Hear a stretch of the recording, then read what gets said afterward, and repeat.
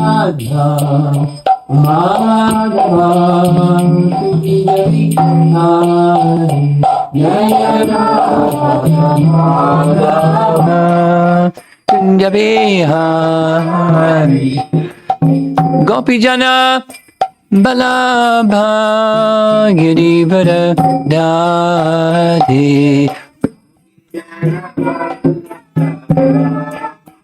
Girivara Gopijana Balabha Girivara Dade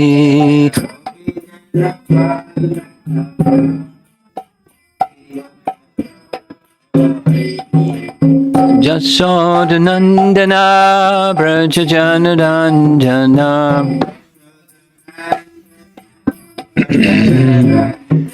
Jasodanandana Brajajanarandana Brajajanarandana Yamuna Tira Vanachadi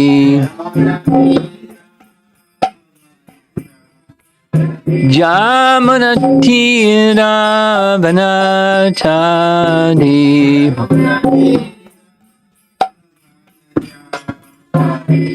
Jaya Radha Madhava Kunja Bihari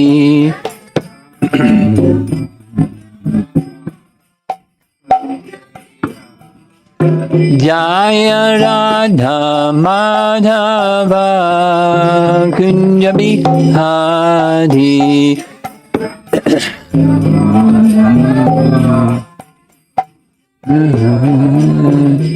Gopijana Balabha Girivara Dhari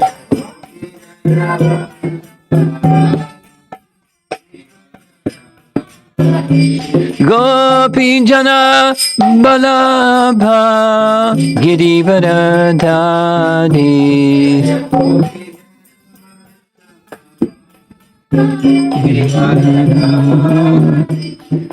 Jasodanandana Brajajanarandana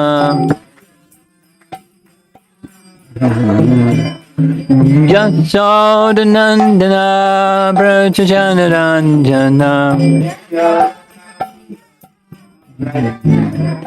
Jamuna Tira Vanachadi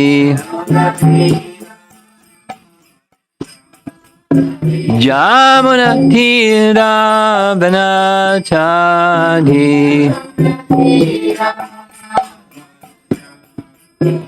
Jaya Radha Madhava Kunja Bihari Madhava Kunja Bihari Jaya Radha Madhava Kunja Bihari Madhava Kunja Bihari Jayom Vishnupad Paramahansa Parivajaga A.C. Bhaktivedanta Swami Srila Prabhupada Ki Gaur Bhaktivedanta Ki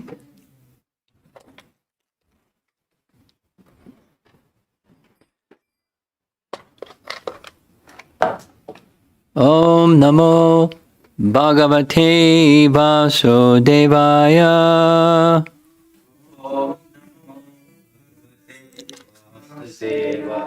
Om Namo Bhagavate Vasudevaya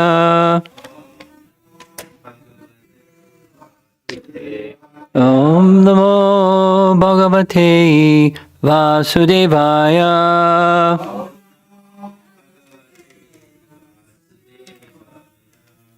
We're continuing Canto 10, Chapter 14, Brahma's Prayers to Krishna. And before we begin this evening's verse, there was a question from this morning's class that I'd like to address that was a little involved, and I requested seeing it in writing. So I'll read to you what that question from this morning was. The question reads, in the commentary that we read this morning, Jiva Goswami makes a statement, paraphrasing Krishna, hearing Brahma's prayers. Krishna says, Brahma is a servant to me, Mayi. He has dedicated himself to me alone. Unquote. How to understand, the question is, how to understand Krishna's mood, considering Rupa Goswami's definition of bhakti, which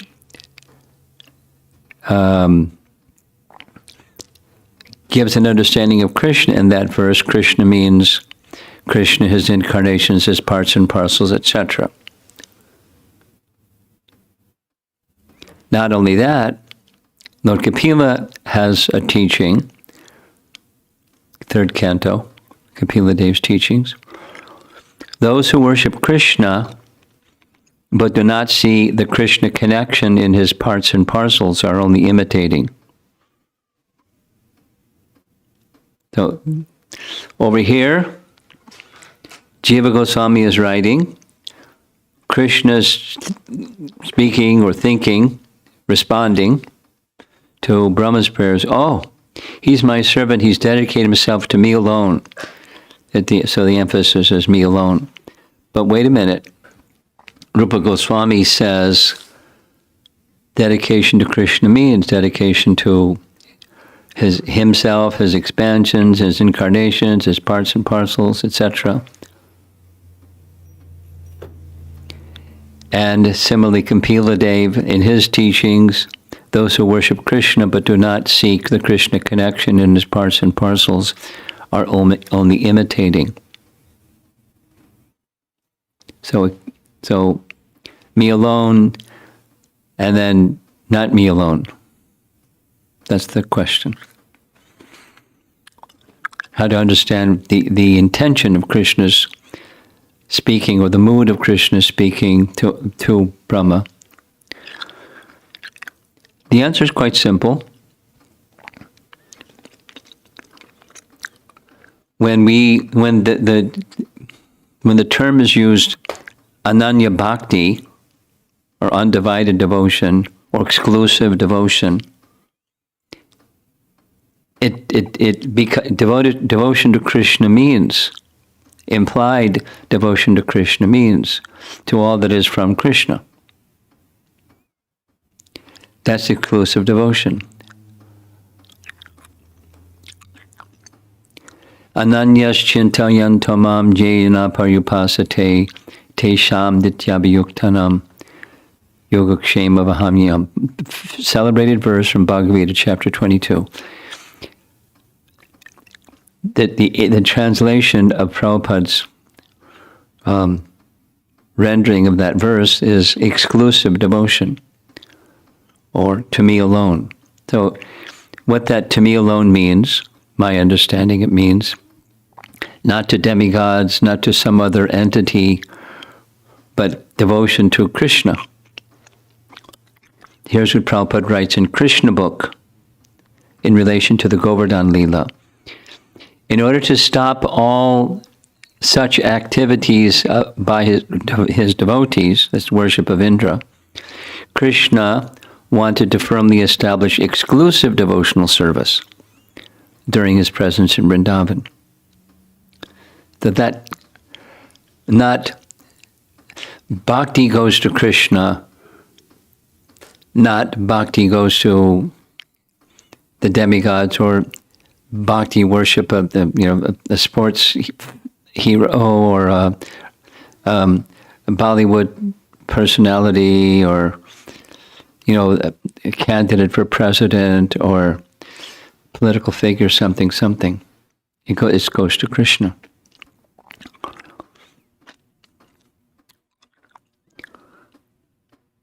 I just was hearing Prabhupada speaking in a class at 26 2nd Avenue in 1966.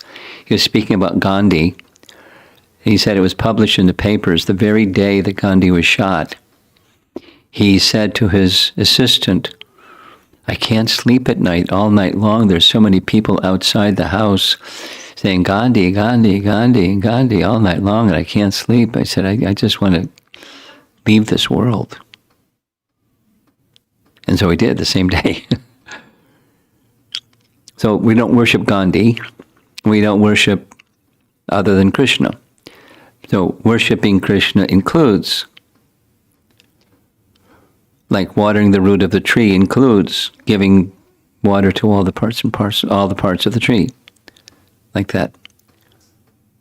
Like that. In the 2nd chapter of Bhagavad Gita, the Buddhi Yoga verse, Vyavasayatmika Buddhi Ekeha Kurunandana. The exclusive devotion to Krishna includes, there is proper regard, but we do for all living entities, expansions and parts and parcels, seeing the connection between the parts and parcels with their source, but devotion goes down to the parts and parcels, it goes to the source. That's the intention behind what Jiva Goswami wrote. Again, here's what he wrote. Brahma is a servant to me, Mayi. He has dedicated himself to me alone. Okay? That's the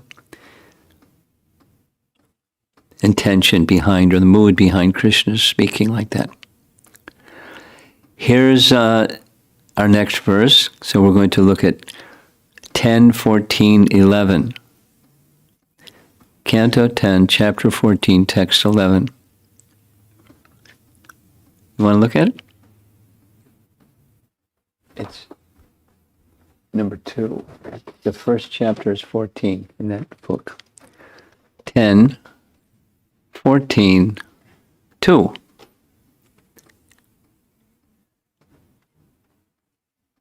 Excuse me, 10, 14, 11. Volume 2. Tell me when you got it. 11, text 11. Got it? Okay. What am I, a small creature measuring 7 spans of my own hand?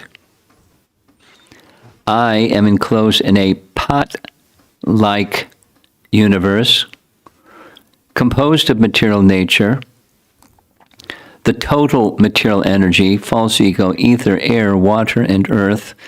And what is your glory? Unlimited universes pass through the pores of your body, just as particles of dust pass through the openings of a screened window.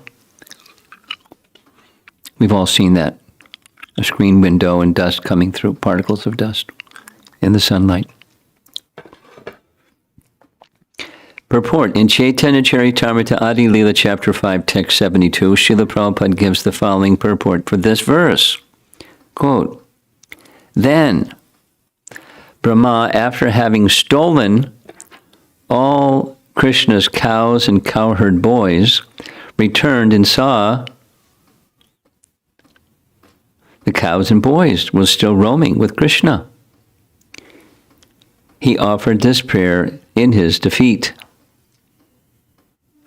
A conditioned soul, even one so great as Brahma, who manages the affairs of the entire universe, cannot compare to the personality of Godhead, for he, that's the personality of Godhead, can produce numberless universes simply by the spiritual rays emanating from the pores of his body.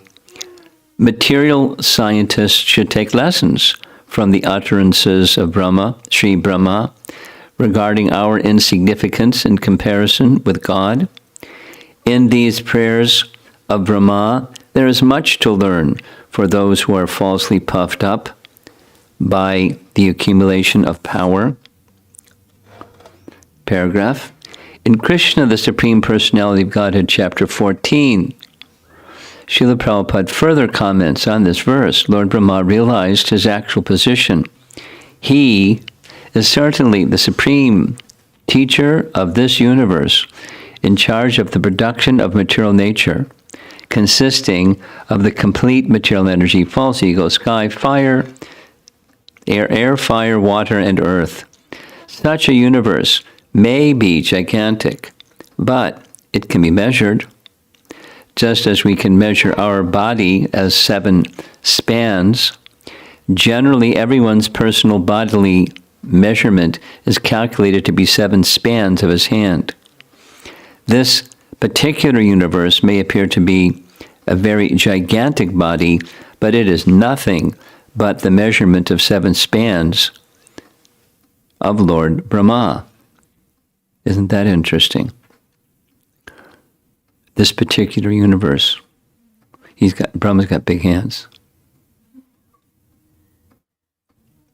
Paragraph. Aside from this universe, there are unlimited other universes outside the jurisdiction of this particular Lord Brahma, just as innumerable atomic infinitesimal fragments pass through the holes of a screened window, so millions and trillions of universes in their seedling form are coming out from the bodily pores of Mahavishnu, and that Mahavishnu is but a part of the plenary expansion of Krishna.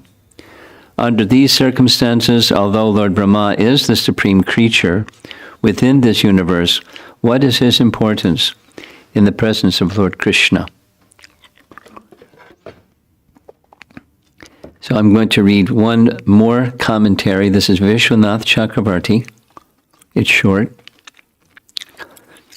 Quote, though you create the universe, you are not proud of that. In comparison to that, what powers do I have to be proud of? You have as your body of the universe surrounded by Prakriti, Tamas, Mahatattva, Ahankara, ether, or Kam, air, fire, water, and earth, within which are situated all the planets, from Patala to Satyaloka. In that expanse, where am I? Being only 3 hands tall. It's little Krishna small. And within the pores of your skin, countless universes are moving like particles of air moving through the hole of a window screen. Who can measure that greatness?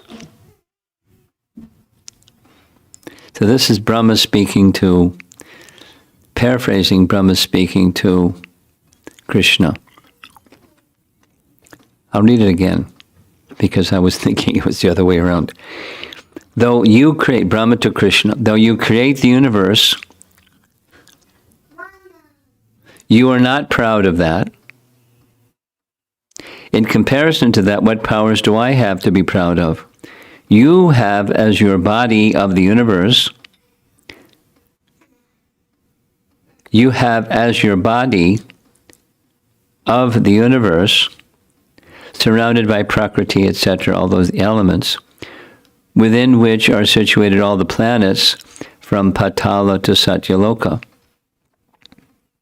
In that expanse, where am I? Being only 3 hands tall.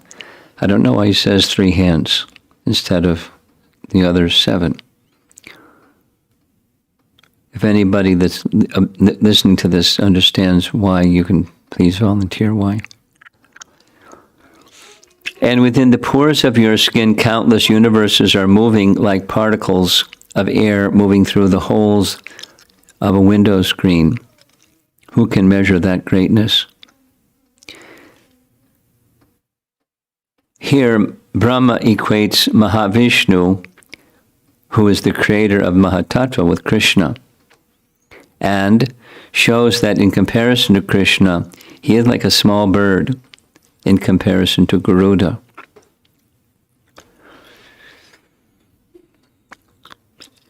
Now, I'm surprised, well, because this wasn't Prabhupada's writing in this purport. It's the followers of Srila Prabhupada that I'm accustomed. Whenever the topic like this comes up, he quotes the Brahma Samhita verse. Yasyaika nishvishita kala vatavalamya jivanti loma vilajata gadantanata Vishnur Mahan, so Mahavishnu. Vishnur Mahan Sahihayasya Kala Vishesho Govindamadi Purusham Tamaham Bhajami. Brahma and other lords of the mundane worlds appearing from the pores of the hair of Mahavishnu remain alive as long as the duration of one exhalation of the latter, Mahavishnu. I adore the primeval Lord Govinda, of whose subjective personality Mahavishnu is the portion of portion. This is Bhaktisiddhanta's language. He's like really technical. A portion of a portion, which is different than a plenary portion. It's a portion of a portion. So that language, kala, is the Sanskrit, and it refers, I mean, it's right there. Yasyaika nishvitam kala. The kala expansion is a portion of a plenary portion. So two things. Very clearly, Brahma is before a 5-year-old boy, but addressing him as Mahavishnu. I mean, he doesn't use the name Mahavishnu, but he's giving the attributes of Krishna as Mahavishnu. So because Mahavishnu was the one that's described earlier in Brahma Samhita, verse 13 or something like that. From his body, when he exhales, little seeds, golden seeds come out from the pores of his body. And Prabhupada would always describe this, very animatedly. Just by Brahma's exhalation, how big is the body of Brahma? And how long is the duration of his exhaling and inhaling? It's the duration of a whole universe. And when he inhales, the universe is withdrawn. When he exhales, the universes are expanded. So how great is Mahavishnu? So anybody that can create something in this world, take a look at Mahavishnu, see how small you are. Somebody, built this house. And before somebody built the house, somebody made the designs for this house. And somebody gathered the materials for this house. So people's occupations are made up of that. And house building it's a whole deal. But where did everything come from?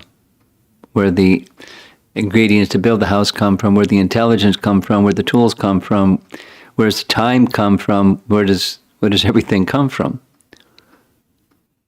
And that little boy standing before Brahma, he doesn't speak of, with one breathing period you do all this. He just speaks that from you are like the universe in which I am situated is made of these things, and lists the things, but he already saw, this is the second point, he already saw that all those things, the potencies of the Supreme Lord, were manifested surrounding each of the Narayan features. You're familiar with that, right? The past time when Brahma stole the calves and cowherd boys and put them in the cave, that past time. So when he came back, there were the calves and the cowherd boys, and he was astonished. But before he offered his prayers, he saw Krishna manifested the forms of Narayan for each one of the calves and each one of the cowherd boys, because they were actually Krishna taking the form of a calf or a cowherd boy, and then he manifested simultaneously the calf and cowherd boy and forms of Narayan, with all the energies and potencies of the Lord, which are unlimited. And there's so many Narayans with unlimited potency. So all these potencies that make up the universe, they come from the Supreme Lord. They come from Krishna, whose expansion is Narayan, That's his plenary portion, and the portion of the plenary portion is Vishnu. So he's saying, you're so great that universes just come pouring out of your body, passing through like particles of dust passing through a screen in the sunlight. You're so great. He's just a little boy, but he's equating him to Mahavishnu. So he is not. He's very intelligent. He knows the Vedas because he received them from Krishna, and he lapsed in forgetfulness, or forgetting his position in relation to Krishna. Now he's speaking what he knows from the Vedas, from what has been revealed to him by Krishna's mercy, and he's speaking like this in a very direct way. The emphasis here, it follows the previous one. He's very tiny. And a tiny child in front of the father wants the mercy of the father. So although he's the firstborn living being in the universe, Krishna comes before him. Krishna is his father. That comes up shortly. Are you not my father? Krishna is saying, Brahma, what are you saying? I'm so much junior to you. You're the firstborn living being in the universe. Why are you calling me your father? Please consider. He goes on, because Krishna is the source of everything. And that's part of the basic Siddhanta of Bhagavad Gita. You know the verses. Aham sarvasya prabhavo matak sarvam pravartate. Krishna is the source of everything. Or matak parataram nanyat kinchidasti dhananjaya. There's no truth superior to me. There's several places Krishna is indicating he is the source of everything. And then here's some detail of how he's the source of everything. The source of everything includes these things. So Brahma's inside one of those universes. They are within one of the universes, but Krishna is the source of all the universes, coming from the pores of his body, as in the feature of Mahavishnu. And it's pretty hard to imagine. Really hard to imagine the scene, because they're in Vrindavan, and Brahma just saw Krishna's killing Aghasura. Now Brahma just saw Krishna manifesting himself as calves and cowherd boys and unlimited Narayans, and they all disappear. So he's speaking to a 5-year-old boy, with a lump of yogurt and rice in his hand, speaking like this.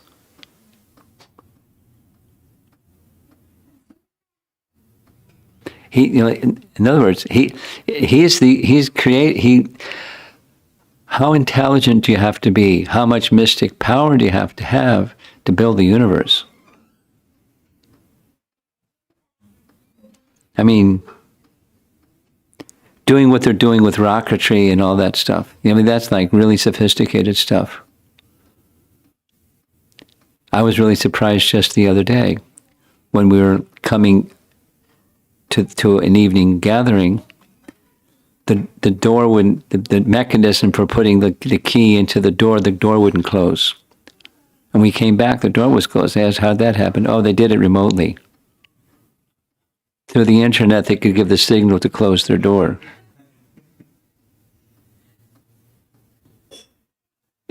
What's next? And that's just, so Prabhupada would challenge.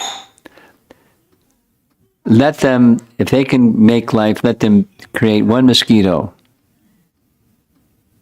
It's just very small. It can fly in any direction, and it can make another mosquito. Let them make one mosquito. They're proud of creating whatever it is that they're proud of creating. But what about the creator of life? Their life. Life doesn't come from chemicals. over and over. I don't mind saying it because he said it over and over. Srup Damodar, later Bhakti Srup Damodar Maharaj, had a PhD in chemistry, University of California. He attended a gathering, like a seminar, on a man that, at least Prabhupada said, I don't know the detail, but he had recently won a Nobel Prize for something on the topic of chemical evolution. The man spoke, Bhakti Srup Damodar Maharaj, one question, if I gave you the chemicals, can you create life? He said, that I cannot do. So chemical evolution is, you get a Nobel Prize for something you can't do. Because life comes from life. The Krishna is the original life, from whom the universes come and from whom the living entities within the universes are formed, and all the ingredients come from him, and the intelligence comes from him, even to give to Lord Brahma the intelligence to do what Brahma does. And Brahma is very tiny in comparison to the unlimited great. Now, if one accepts the authority of the Vedas, the conclusion is very simple. You surrender to him. What's the function of the part in relation to the whole? The part serves the whole. Very simple.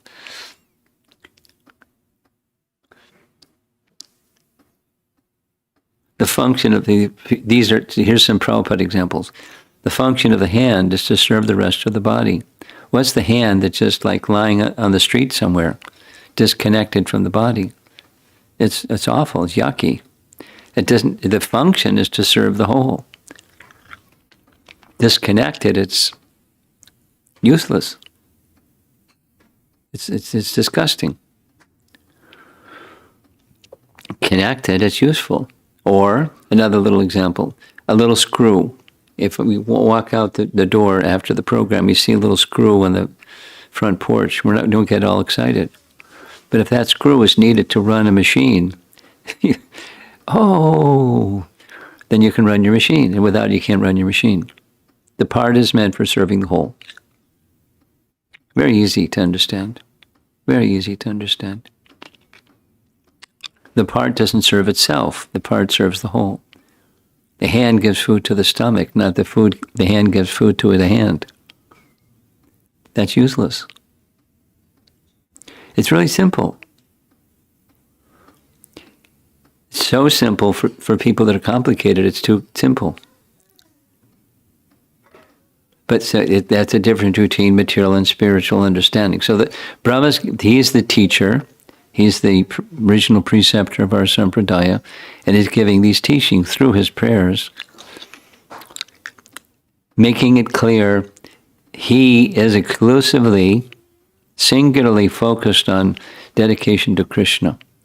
And, so this is following, this evening verse is following his prayer requesting forgiveness for his offense. Now he's going forward. That section concluded. He's going forward with his tininess. He's deserving in his tininess. He did something foolish. Please forgive me. You're the supreme great. In that greatness, you're very merciful. Please show me your mercy. It's carrying on the same theme with a little different approach. So that's our verse for tonight, or as far as we're going to go. We'll continue with this text tomorrow, text 11. See if there's some discussion. I've been making classes a little shorter because the online classes our questions are really abundant. But we'll start with you all first. Any comments or questions you want to bring up? Hare Krishna Maharaj, Hare please Krishna. accept my humble obeisances. Hare Krishna. Maharaj, I am asking a question not related to Brahmastuti, but a general question. After chanting my 16 rounds, some days, if I chant more rounds, it will be more purification, or Brahmastuti prayers, or Gita, Gopi Gita, or Govinda Moksham, like many prayers from Bhagavatam. What should I recite more? Like, which is the more purification part? Well, each of us have our propensities. So I would say you follow your propensity. Both have their place. Both are very meaningful. So after 16, if you want to do more japa, that's fantastic. After 16, if you want to recite standard prayers, that's fantastic. My answer is that we each have our nature and you follow your nature.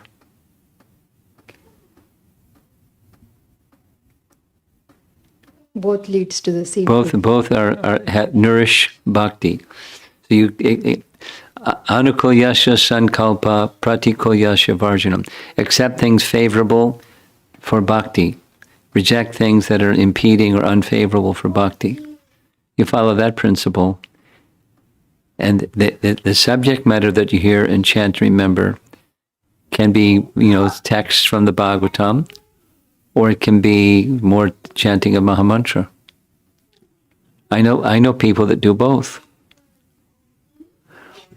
There's just because he regularly communicates about how his chanting is going. The temple president of the Houston temple is now a senior citizen, and he turned over the presidency to someone younger, and he's now chanting minimum 64 rounds a day. Yesterday he chanted 76. And he also has, he's sending me some questions from the Bhagavatam. So he doesn't just, he's really has a lot of faith in the holy name, and so he's really immersed, and his chanting is really fast too, because he sends recording of his chanting. So that's him. And there's others that their liking is philosophies, others their liking is prayers, other their liking is songs of our acharyas. There's 64 flavors. It's not just vanilla. Thank you. Okay. Thank you so much, Maharaj. Okay.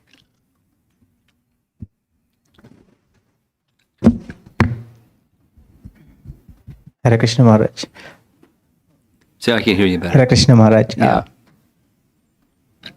Lord Brahma says, I'm a small creature measuring 7 spans of my own hand. I don't know what exactly. I don't either. It's said in commentary. It's common.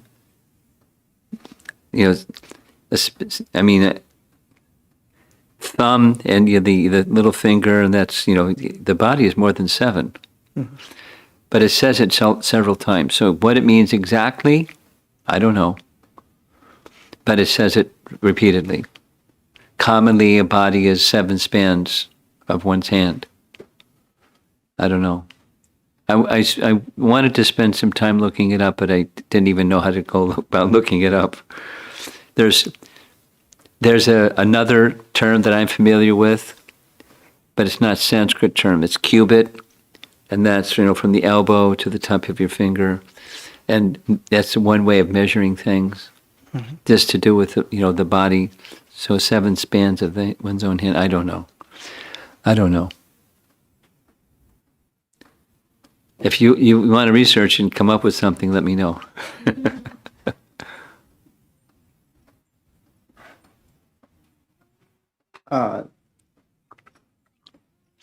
And Lord Brahma also says says to Krishna that unlimited universal passes through your when you exhale. Or is that correct? That's Mahavishnu. He's speaking to Krishna as if he's Mahavishnu. Okay. But Mahavishnu is a portion of his plenary portion. Mm-hmm. But he's speaking to him as if he's Mahavishnu, because within Krishna is everything, including Mahavishnu. And Brahma knows that. The source of everything is everything within it. And Krishna is the source of everything. So he's the source of universes because he's the source of Mahavishnu, who's the source of universes. Mm-hmm. And he's in one of those universes. So Brahma is only one of the universes. Is Brahma, our Brahma, each universe has one Brahma. And there's so many universes, and so there's so many Brahmas. Okay. There's not one Brahma, there's one Brahma per universe. Okay. Okay? And that's what he's saying. I'm in this one pot-like thing. Mm-hmm. But all those pot-like things come from you. How big are you? Although you look small, you're Mahavishnu. Okay? Okay. Thank you, Mara. Okay.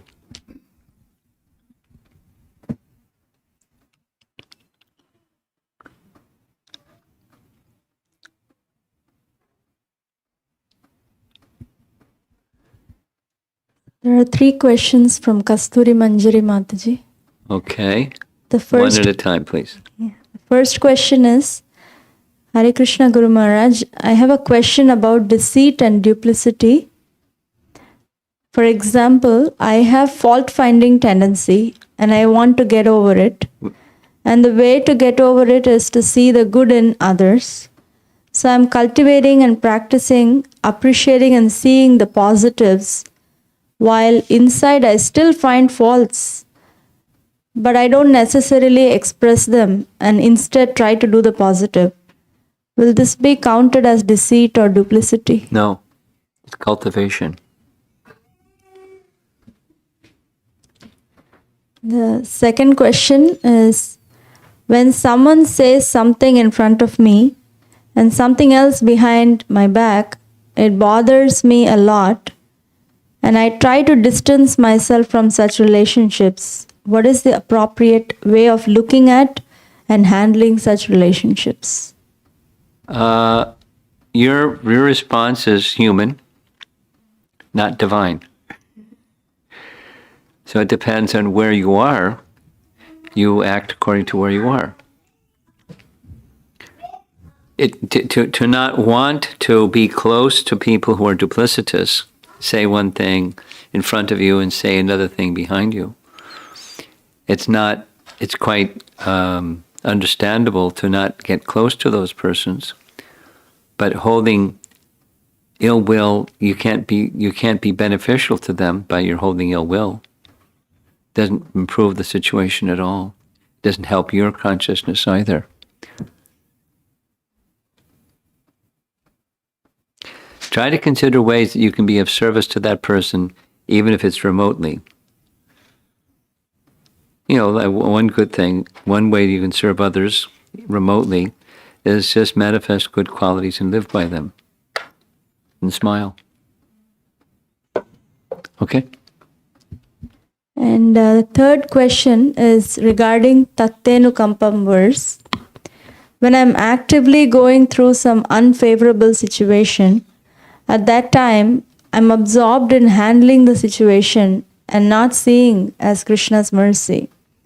But after the fact, I do realize that it's Krishna's mercy. How to see it as Krishna's mercy while going through the situation? What are some ways? Purification.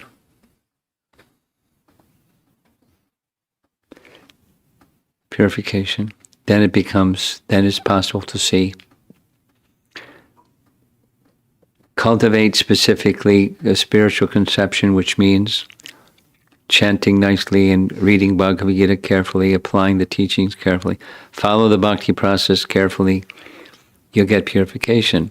And then you can stay in Krishna consciousness. You can maintain Krishna consciousness even in troubling situations. You know that from Bhagavad Gita. It's right there in Bhagavad Gita. And This question is from Bhakti Priya Mataji. When we are making progress in our spiritual path and reversals happen, can I accept it as Krishna's mercy? My understanding is that Krishna is helping to develop humility in this way. Is this understanding correct, or am I too complacent? That's a correct understanding. How you carry forward while you have accepted this is Krishna's mercy. That's another refined detail of moving forward with your Krishna bhakti. But so far of what she said, that's fine. Acceptance doesn't mean you do nothing. Doesn't mean passive. Acceptance means you don't go into reactive mode, and then you consider it to serve Krishna what's best in this reversal situation that just came my way. This question is from Taruni Radha Mataji. When a devotee starts with the intention that this activity is for Krishna's pleasure and carries out the activity, if all goes well, gives the credit to Krishna's mercy, and if things don't go well, takes personal responsibility for it, does this take care of the doership mentality? Yeah. Very good. Easier said than done, though.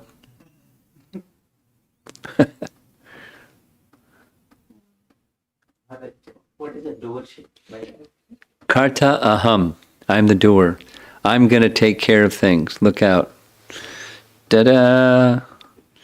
I'm going to go something. I'm going to go cook the offering.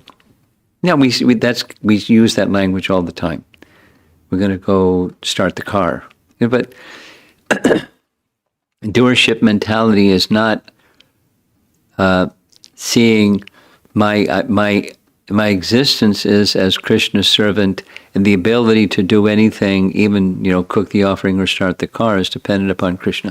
Now, we don't get obsessive about such things, but if the conception of who I am is Krishna's servant, then I'm dependent at every moment in the services that I render for the mercy of Krishna to do my services. So doership mentality is there's no honoring or acknowledgement of Krishna in the whole picture. It's just, here's something that needs to get done. I'm going to go do that something that needs to get done. I'm the doer. Doership mentality. And distinct is, I'm ready to do something. I need Krishna's mercy to be able to do it nicely. So I'm looking to Krishna for his mercy in doing even simple things.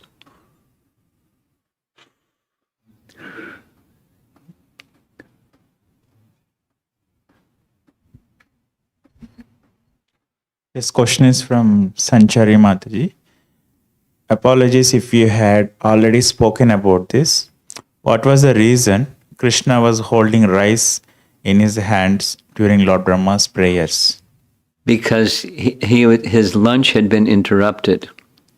He still had some of his lunch in his hand.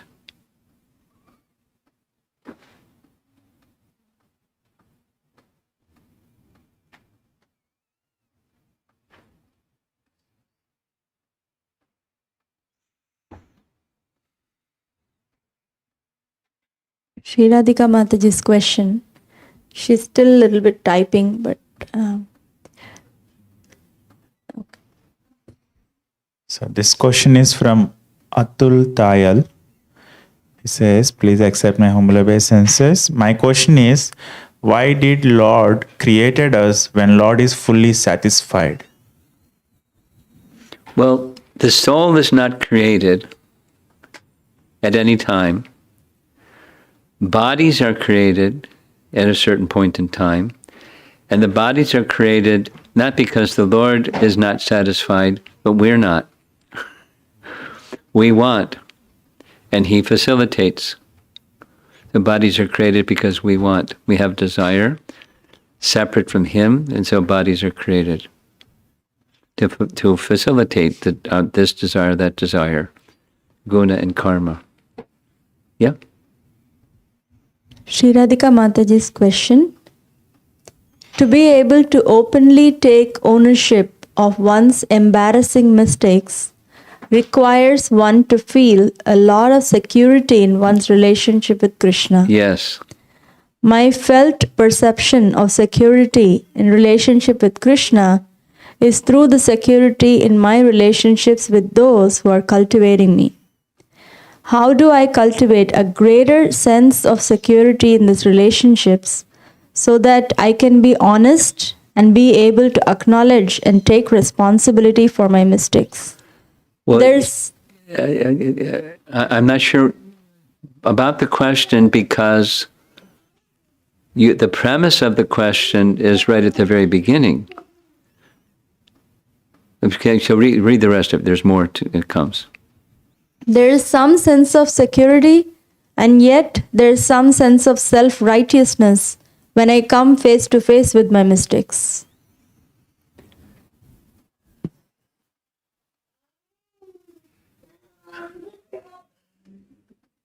Well, my answer is same as before. It takes purity. That is to say, when devotion is mixed, there's some degree of feeling connection with Krishna and trusting Krishna and the protection that Krishna affords and safety and security and all of that gets obscured to some degree, to the degree that we are thinking independently, or the doership idea that, well, Krishna's nice, but I can do stuff too. And so to the degree that contamination is there, then we won't feel this sense of Krishna's protection, etc., etc. And we'll get into some other space. So the solution is purity, or ananyas chintayanto mam yejana paryupasate. It comes through bhakti. Is a sort of cultivation according to nectar devotion introduction, and that cultivation is continuously, repeatedly striving to take shelter of and please Krishna. So I would say it starts with how you chant your japa in the morning, and then following that, how carefully you hear the sound of Krishna's message in Bhagavad Gita and about Krishna in the Bhagavatam. That's where you give your attention. Is just like we heard in the very early section, verse 3 of this chapter, fantastic verse, dedication to the topics of Krishna, dedicating one's life to the topics of Krishna, then you'll achieve what you want.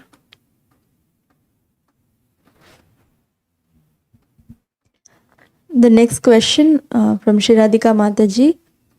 On the topic of duplicity, as citizens of Kali Yuga, we sometimes face compromises in our principles.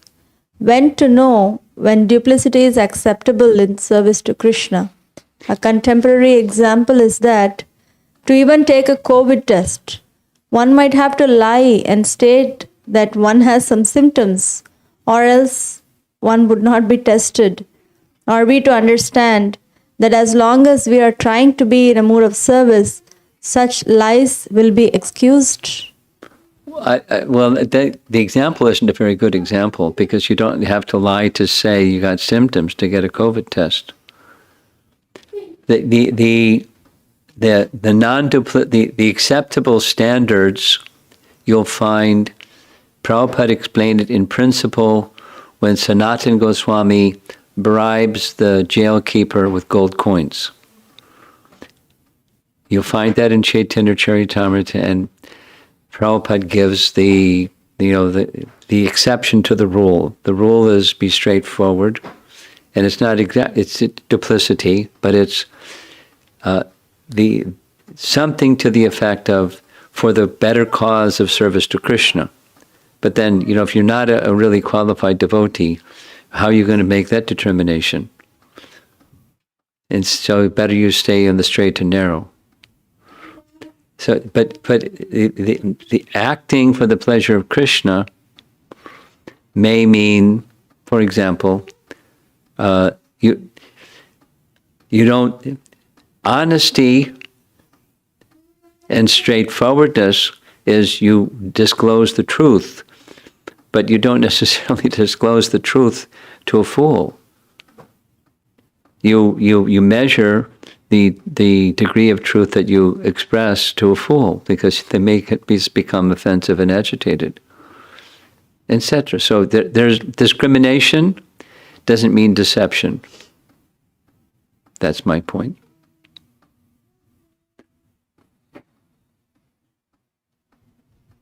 This question is from Amrita Keli Mataji.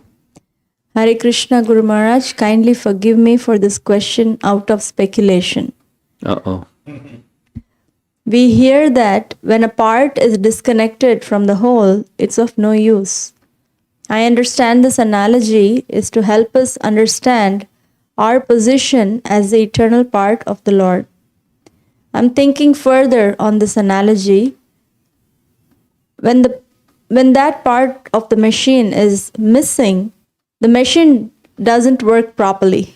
Of course, we can replace that part to fix the working of the machine.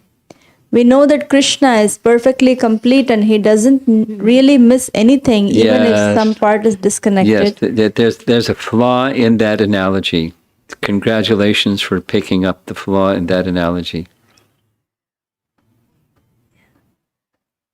So the rest, what she has written is, we hear sometimes that each of us has unique service and there won't be anyone to do that service until we go back.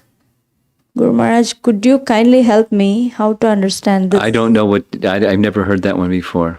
We have a service to do, and if we don't do it, it's not going to get done. That's not true. I never heard that one. You have service, you have an opportunity. That's all.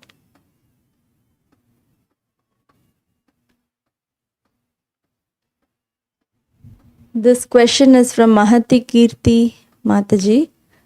The first part of the question is, in Srimad Bhagavatam 2.3.19, it is said that even demigod and higher planets aspire to take human birth on this earth because only in human body one can go back to Godhead. Question. My understanding was that they have more facilities to go back to Godhead. Why do they desire human body?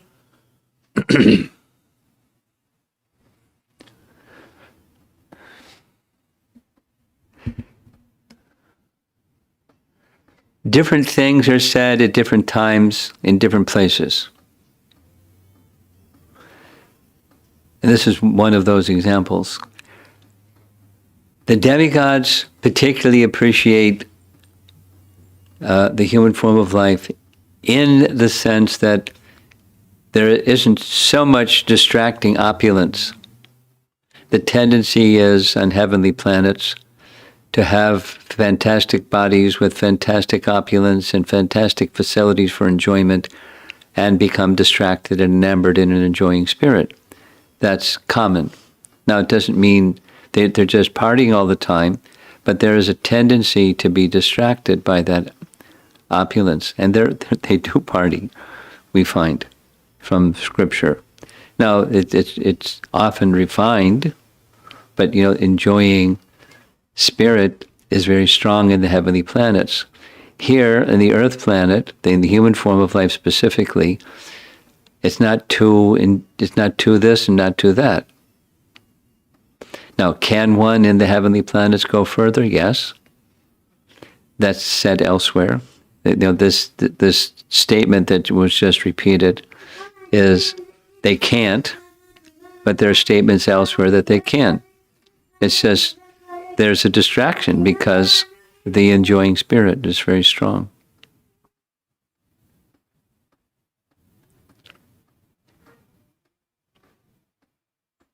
So the second part of her question, I think, is addressed, but I'll read it. Second part is, how is their body different from our body? The only difference I knew was they have more powers and longer lifespans. Please correct me. They have more powers, more longer lifespan, more beauty, more wealth.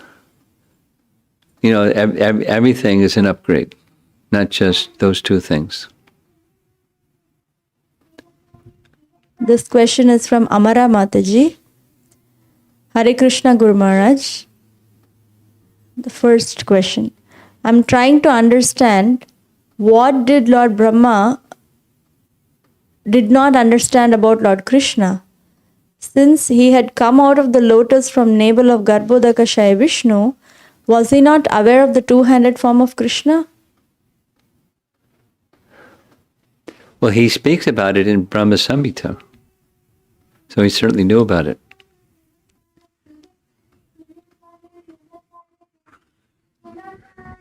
And the second question is, what does it mean to understand that we cannot understand Krishna? Does this mean that his actions are unfathomable by present material senses? Yes. If we understand this and also we accept the almighty nature of Krishna and know that all contradictions resolve in him, does it mean that we understand him? You have a beginning. Keep going. This question is from Atul Tail Prabhu. As we read that at the time of death, whatever one's consciousness is, he gets the next life, like a person who likes to eat meat becomes some animal. But how to understand it when a human child is born and eats meat as during childhood he does not have a choice? He eats whatever family feeds. How to understand this, Maharaj? One is born in this family, and one is born in that family or another family due to past good and karma.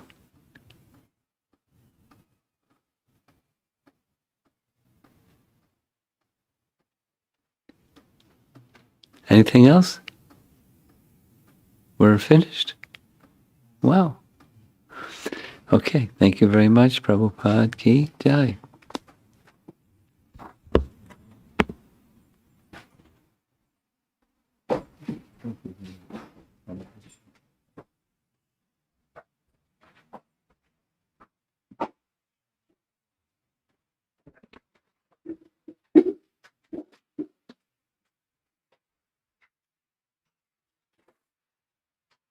Looks like your first canto is getting read.